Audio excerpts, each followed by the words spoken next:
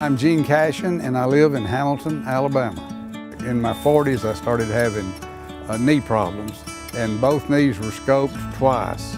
The last time they were scoped, the doctor said, you will be back, but it'll be artificial knees next time. So this past year my little woman let me get artificial knees.